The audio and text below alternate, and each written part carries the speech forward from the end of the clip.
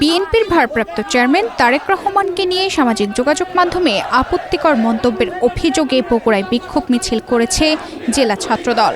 বিক্ষোভ শেষে জাতীয় নাগরিক পার্টির নেতাদের ছবি সংবলিত একটি ব্যানার এবং কুশপুত্তলিকায় আগুন দেন দলটির নেতাকর্মীরা।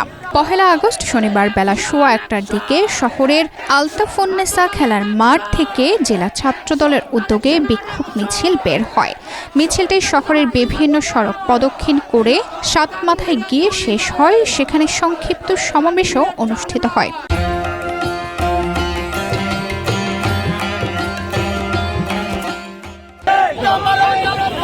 সমাবেশ শেষে বিক্ষুব্ধ নেতাকর্মীরা মার্কেটের উপরে টানানো এনসিপির নেতাকর্মীদের সংবলিত একটি ব্যানার নামিয়ে ছিঁড়ে ফেলেন। পরে ব্যানারটিতে আগুন ধরিয়ে দেন।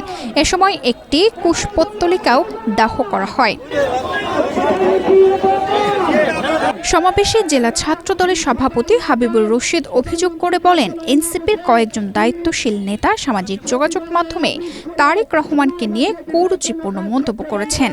তার দাবি, এসব বক্তব্য জুলাই আন্দোলনের ঐক্য, সাম্য ও মানবিক বাংলাদেশের লক্ষ্যকে বাধাগ্রস্ত করছে। এ সময় তিনি আরও বলেন, গাজী সালাউদ্দিন তানভীরের বক্তব্য জিয়া পরিবার ও বগুড়ার মানুষের অনুভূতিতে আঘাত করেছেন। তাকে আইনের আওতায় আনার দাবি জানিয়ে বলেন, আইন শৃঙ্খলা বাহিনীর কাছে তাকে শপথ করা উচিত। জেলা ছাত্রদলের সাধারণ সম্পাদক এম.আর. হাসান পলাশ বলেন, তারেক রহমান দেশের বহু তরুণের আবেগ ও প্রত্যাশার প্রতীক। তার অভিযোগ, আলোচনায় আসার উদ্দেশ্যে গাজী সালাউদ্দিন ওই মন্তব্য করেছেন।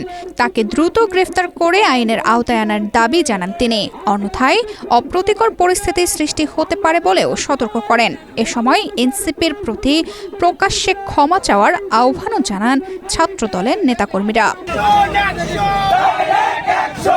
তানজিদা রহমান, ইনায়া, বাংলাদেশ প্রতিদিন।